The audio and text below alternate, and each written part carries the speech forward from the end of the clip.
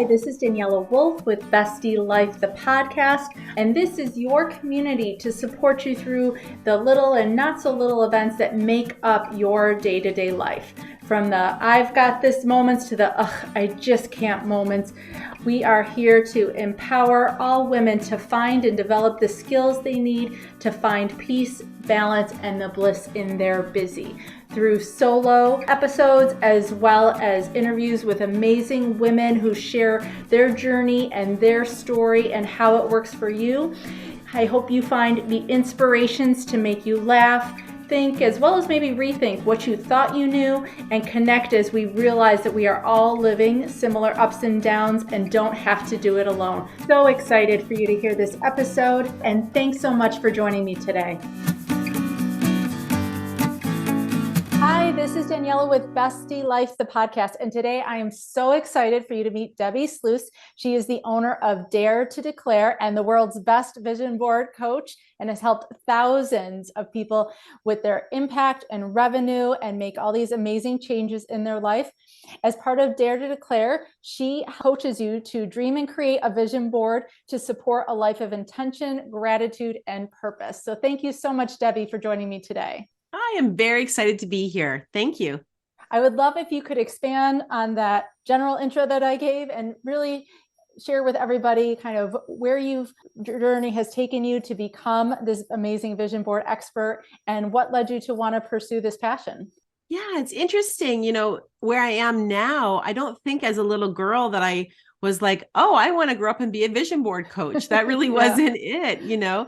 But I do recall in my high school graduation, you know, how they have you write down who are you going to be? And, you know, and I remember watching The Young and the Restless. I don't know if you remember that, Oh, you know, yeah. and soap opera. And I just loved the glamorous life that the women on that show lived, because they had like a fashion industry and they all were dressed really well. And so I remember writing something in my graduation book about being, you know, that kind of woman, that powerful woman. And it's interesting because even that is, and I didn't realize it back then at 17, 18 years old, I was creating a vision for what I wanted for my life. Mm-hmm. Well, this is my life. I mean, sometimes I have to pinch myself when I realize, wow, I had it the other day, actually. I was walking out of the store and I had a bottle of wine in one arm that I was going to share with my husband. I just bought some fresh flowers and I was heading off to my nail appointment in my Porsche. Wow. Whose life is this? That's crazy. That's crazy. So, you know, I came from a very working class family. My father is a minister. My mom was a stay-at-home mom. You know, very conservative Christian. And I'm a mom of 4 kids, and I was a childcare director for most of my life. And I loved working with children. I loved working with employees. I did create some really awesome culture within our organization. And that really supported me to where I am now. So I look at this all as that scaffolding of building those building blocks. Yeah. So I don't know what else you'd like to know, but that's kind of little bits and pieces of back from my childhood to where I am now.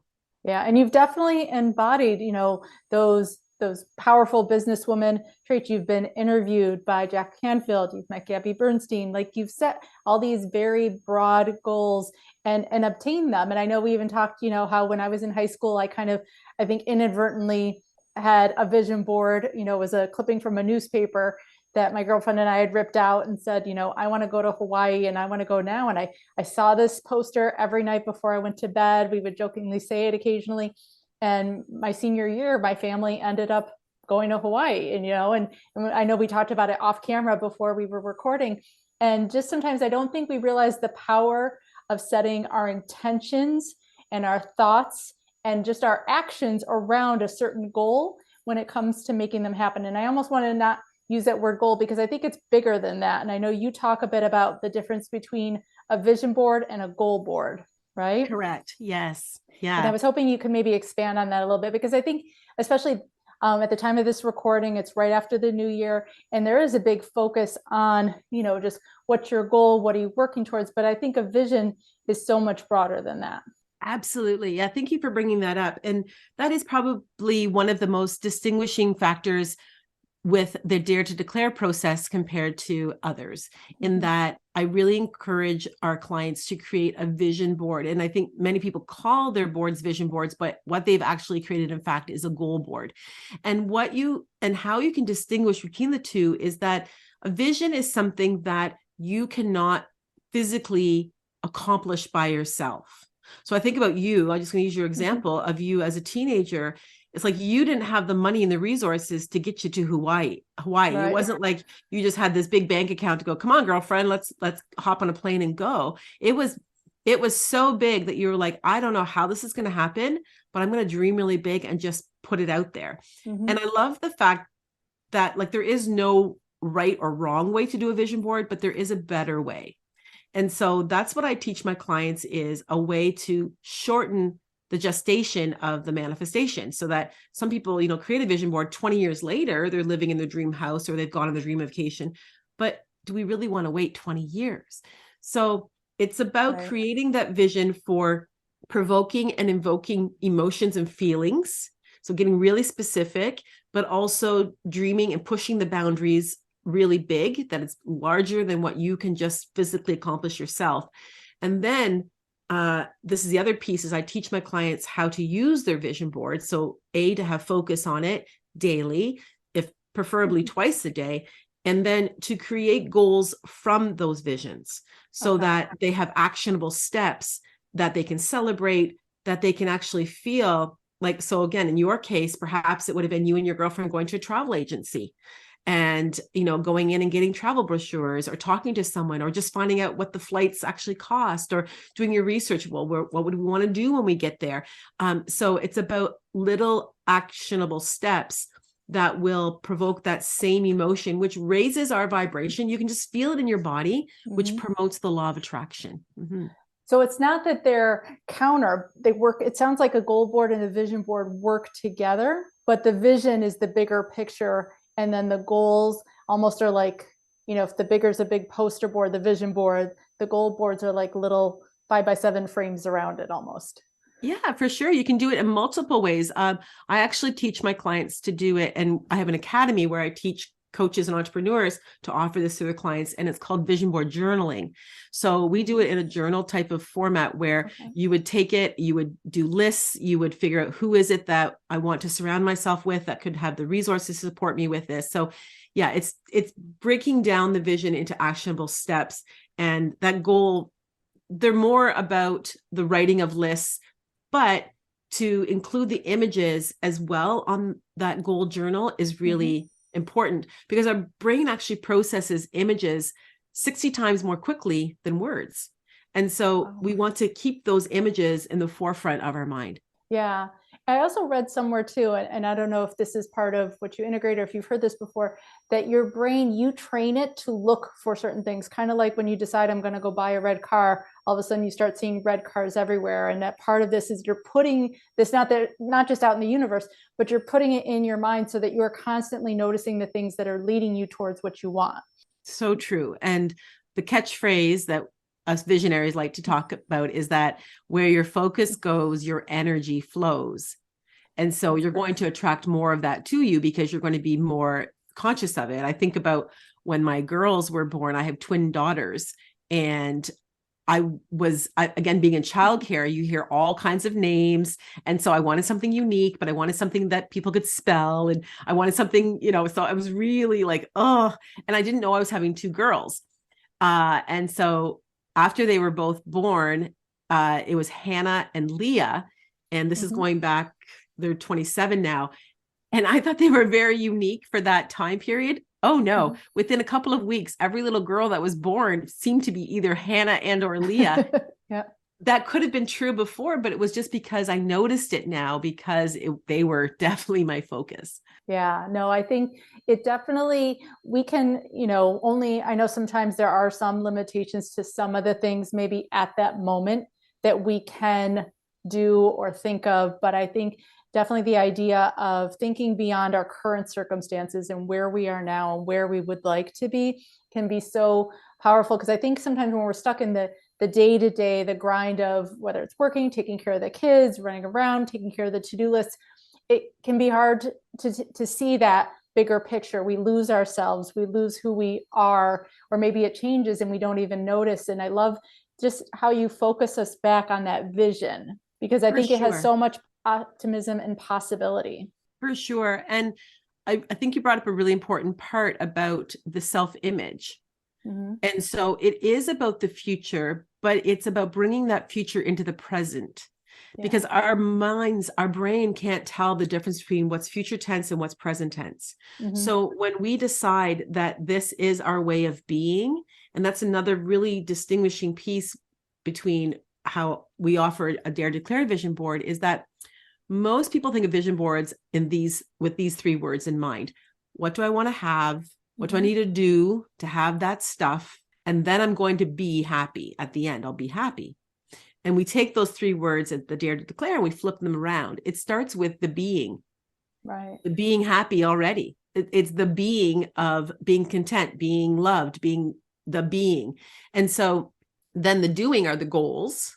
Mm-hmm. And then the have, the stuff, which usually shows up bigger and better than what we even imagined. If you can imagine, and that's been my experience, we can let go of that. So it's be, do, and have. And sometimes when I have people that are very self-aware, they've actually struggled with doing a vision board. I have at both ends, actually. I have people that are very self-aware who struggle doing a vision board, and I have people that are very unaware who struggle. That's interesting. I thought so too, because I really thought it would be more the people that were unaware, they would just be wanting to loading it up with stuff. Mm-hmm. And so to really help them, support them to think more about the being, who do I get to be, and have more of those concepts represented in there around their relationships, around what do they want to learn about, how do they want to feel with that job. It's not just about the job, but it's about their profession and the difference they want to make in the world. So that piece. But then people that are very aware, self-aware, have done a lot of personal development. I call it the beauty queen effect, where it's I want peace, love, and joy, right? And I'm saying that with all, tongue in cheek, but it's true. And then it's how do you make those concepts visible on a vision board? Mm-hmm. Because they're almost adverse to the fact, well, I don't need a big house. I don't need, and so they forget that we are living a human existence. Not that they forget, but it's they're downplaying that piece of it. And love can be expressed on a beautiful trip with your family. Mm-hmm. Joy can be expressed like I have joy driving and zipping around in my fun Porsche. I get such a kick out when my 3-year-old grandson thinks my Porsche is a life-size Hot Wheels car. Right? It just makes, he loves, I think that's so cool that he thinks his grandma's cool. Yeah. And that makes me laugh. And I love it. I get joy. I'm not holding tight onto those things, but I give myself permission to feel joy and to have all the feels with the physical things, feeling gratitude for them all, mm-hmm. but with the physical things and being able to put out the dream house, whatever it might be, on your vision board. So so those two aspects. Does that make sense? Oh my gosh. And it's interesting, as you were talking about that second kind, I could relate to that part so much more, because I think sometimes when people think of vision boards, and if they're thinking of things and you think, well, even as a business owner, I like just helping people. That's, my focus, my mission, my priority. And so I forget sometimes those other parts that are important and necessary and okay when it comes to growing a business and making money and doing all those things. And as you said that, I was like, oh, wow, I could see where that can hit a wall. Right. We dig deeper, and it's really about giving yourself permission to uncover what is it that you really want.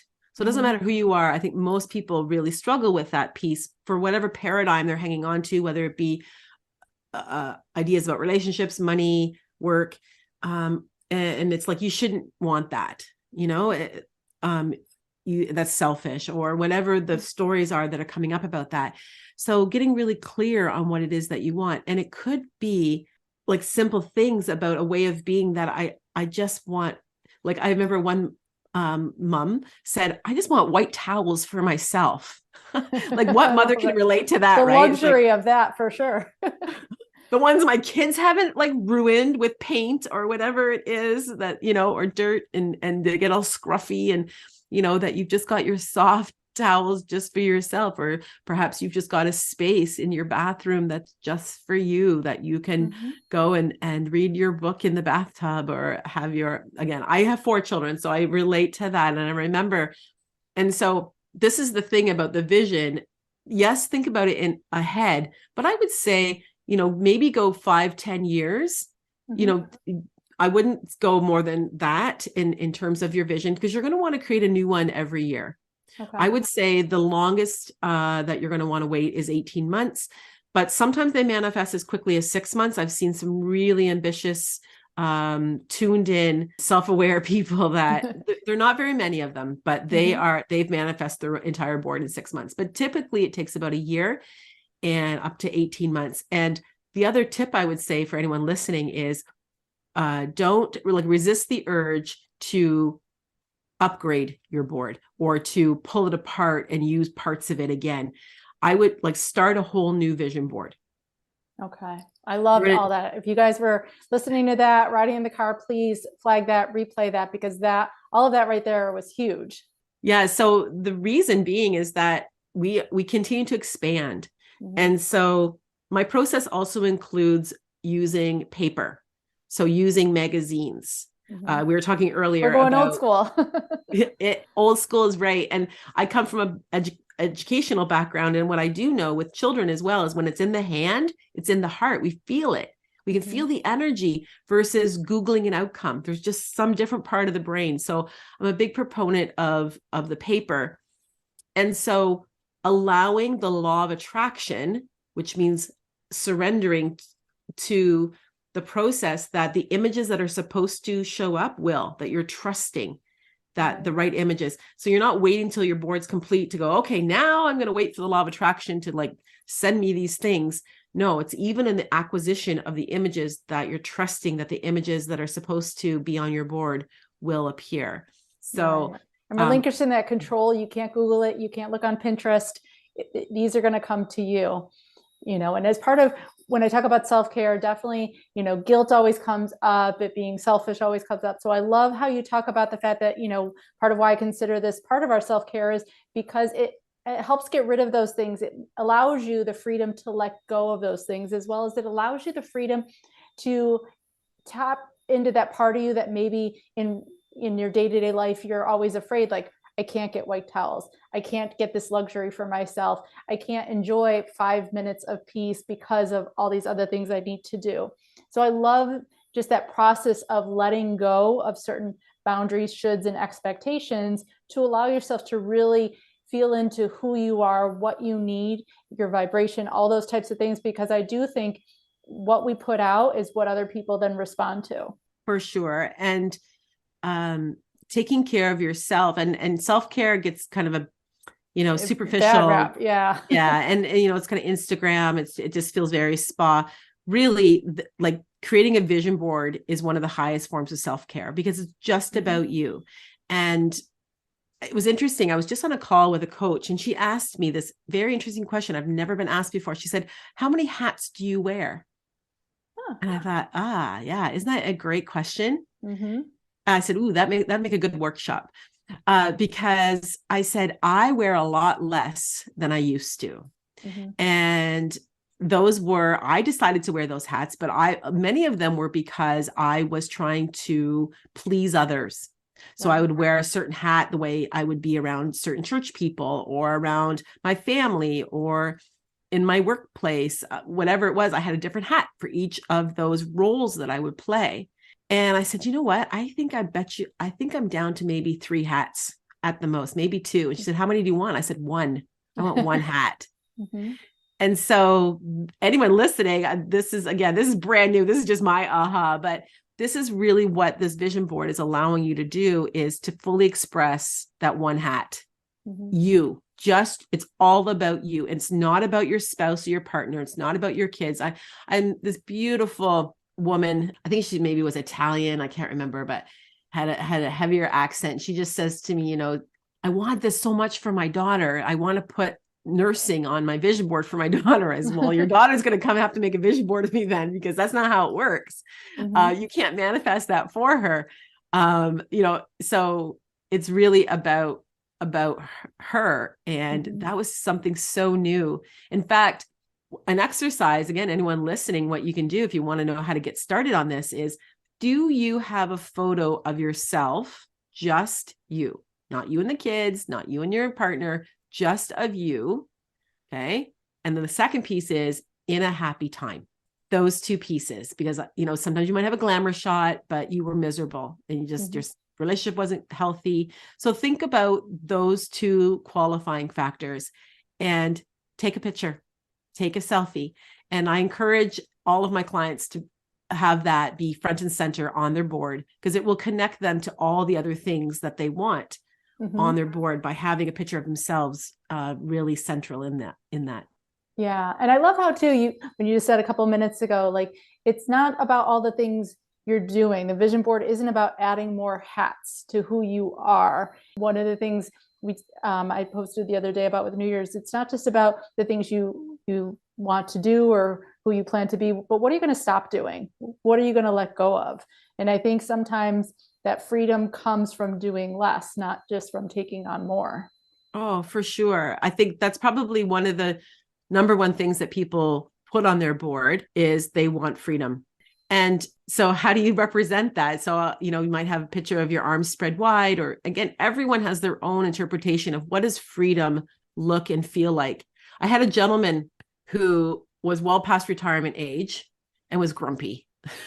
Like, he was grumpy and very resistant. His employer hired me. He was voluntold to come and do a vision board. And it was I like that term, voluntold. It was quite apparent he did not want to be there. It was during COVID. It was on the Zoom call. But what I deem as a success is at the end, when I asked the employer, I said, did Mr. So-and-so, I called him Mr. I said, did Mr. So-and-so create anything? Because he didn't, of course, he didn't want to participate. I don't even think he had his screen on most of the time. And she said, he did. I said, really? She said, yep. He had a single image. And the image was, maybe so you can recognize this, was an ad. And by the way, if you're looking for images, advertisements have some of the best. And because of course they want to show the best life. And it was an ad for Corona beer. Okay. And it had like a little table sitting on the beach with a single beer in the middle with two chairs facing the water. And I said, that is so exciting. The fact that he's now got an image past the front door of his business, because all he said to me was retirement. But what else? So you're going to sit on a couch all day? Like, that'll be fun for a week. And then what? Like, you will actually start to be unhealthy. And many people do. They pass away because they haven't got this sense of purpose and discovered the joy. So creating this vision for what it is that you want to bring that into today. And I was just excited that it wasn't just him sitting on the beach, but he's bringing along his wife. He's got somebody. Oh, that's fantastic. I love that. And like I said, I love before how you said, it's not just a done one, set it and forget it, that you're actively journaling around this the entire year, that you're starting from fresh each new year. I'm assuming a year from when you make it. It doesn't have to necessarily be a new year, but that you're starting from scratch, because it's so easy for us to carry over. Oh, I didn't get to this, so I'm just going to bring the same thing with me. And then we end up 4 years from now stuck in the same spot because we just keep carrying everything over. For sure. And it's not a checklist and it's not a to-do list. And it's okay if something hasn't manifested. Maybe it wasn't for you. Maybe you had thought too small, or perhaps it was something that, again, as a Christian, I think, sometimes I pray for things, but the answer is no. And that's actually the right answer, right? It's like, I don't even know what is actually the no instead of a yes is actually exactly what I needed. And I don't even know that. So but I would also say, don't discard your vision boards, keep them and review them. And oftentimes, so many times I have clients that tell me like, oh my goodness, they're still working. And I look back and I realize, oh my gosh, now that actually has manifested. I didn't even realize it. So yeah, thank you for bringing that up. No, and when you say that too, like I used to run a women's empower group with some of the teen girls I worked with, and this was about 20 something years ago. And we did do, it was like a visual discovery journal is what we called it at the time. And I have mine still from that first year I did it with them. And to look at it now, like I did achieve, I think, just about everything on there. I wasn't looking at it religiously, so I don't necessarily know the time frames of when on all of them, but it is amazing to see like how possible all of these things that I thought were just like, you know, pretty pictures and nice dreams are. Yeah, it makes me think of a couple of things as you're saying that. For one, sign and date your vision board on the back so that you can track it. And the other thing is, if you are single and wishing for a loving partner, use a vision board. I have had multiple success with my clients who have done that. And I'm sure there's more that I don't hear about, but get really specific on who it is. Super specific, because if not, the universe will pick for you. Right. So focus on looks, but also on attributes. And what I would do is I would write down a list and even glue that onto the back of your board of, you know, that they are kind and respectful. And if you want them to do the dishes, I was just going to say, one that likes to do the dishes and pick up the dog poop. Yeah. So that is the grossest job. You know, but thinking about the love languages, right? So what is it that's your love language and what do you want to have that compliment? So yeah, so I'll pick up the dog poop. I can't get back. That's awesome. Yeah. So we have all of that written out and then, as we said, get into action, right? Yes, absolutely. No, like I said, I love everything you talk about and teach on. The name of your studio as well, I think is fantastic. It's the Light Up Studio. Yeah. Do you want me to tell you about that? Tell the name, because I read a little bit about it, but I'm sure the story is even better. So it's called the Light Up Studio because I was really inspired by a book club that Oprah had with Toni Morrison. And if you look up, Does Your Face Light Up with Toni Morrison and Oprah, it's on a YouTube little clip. Toni Morrison talks about or gives a provocation to Oprah. When a child walks in the room, what is it that you notice? Do you notice that, you know, their shoes are untied, that their pants are kind of hanging down, that, you know, dirty, or are you just looking at them and does your face light up? And so in my role as a childcare director, I gave that, you know, video and that provocation to the educators. But I thought not only children deserve that, so do adults. We all do. Yeah. And so I want everyone that enters the studio to see my face light up. Yeah. You're welcome here. And it's a very light-filled space as well. So it's, and what everyone tells me is that their energy changes when they come in. Well, if they've been having a tough day, like it just, I have essential oils diffusing, the light. It's in the second level of a warehouse. So it feels very almost like a secret club. So, and it feels very safe. And so they're filled with light during that time, that 6 hours they're with me, and they take that with them. So that's the meaning for the Light Up Studio. I love that. And it just sounds like such a great thing. Like I'm going to the Light Up Studio for the day to create my future vision and my future life, which is awesome. So how can people work with you? Where can they find you? Sure. Well, I think my website would probably be the easiest place, the hub, which is my name. So Debbi with just an I, Debbi Sluys, SLUYS.com. And there is actually a free gift on there. Oh, great. Yeah, share that for sure. So on the front page of the website, there are two. There's an e-guide, 5 steps to create a powerful vision board. So I give it all away there in that e-guide. And the other gift is a scorecard where the foundation pieces of doing a vision board is dream, discover, declare. Those 3 pieces. And so the scorecard actually scores you on your ability to dream, to discover, and to declare how well you do in each of those areas and where you might be challenged. And then obviously it offers you an additional discovery call with me if you'd like some help with that. So it's kind of a fun little quiz that you can, you know, those ones that you can do online. It's just like that. It's only a few minutes long. Right. No, that's fantastic. And all those links will be live in the show notes because I know you do online coaching, you do corporate work, you have a new magazine that's coming out that I'm so excited to get a copy of and look into. So I'm just excited to definitely continue to get to know you on my journey, because I think, again, just the possibility and power in creating that present now of who your future self is going to be is amazing. So thank you so much, Debbi. Thank you. This was so much fun. So much again for joining me today. I hope you enjoyed this episode. Please let me know any questions or comments that you have.